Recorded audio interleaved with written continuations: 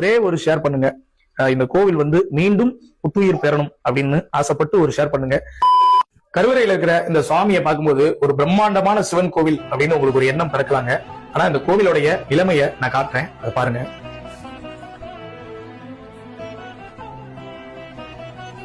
உள்ள அந்த கோவிலுக்குள்ள சுவாமி வந்து எவ்வளவு அழகா அந்த கருவறையை வந்து அலங்கரிச்சிருக்காங்க. ஆனா அந்த கோவிலுடைய நிலை இது மாதிரிதாங்க இருக்குது.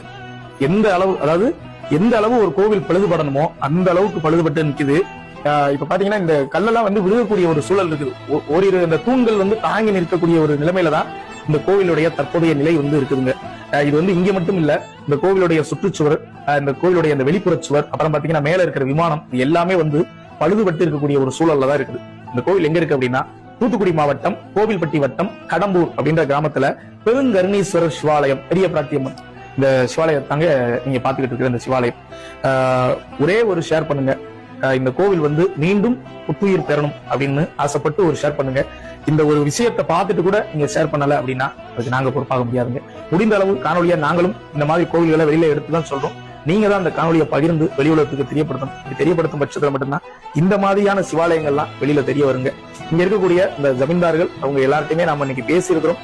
கூடிய விரைவில் இந்த கோவிலோடைய அந்த திருப்பணி நடக்கும் அப்படின்ற நம்பிக்கை எங்களுக்கு இருக்குங்க. உங்களுக்கும் இருக்குதுன்னா கண்டிப்பா இந்த காணொலியை மட்டும் ஷேர் பண்ணுங்க. சிவாய நம. திருச்சிற்றம்பலம்.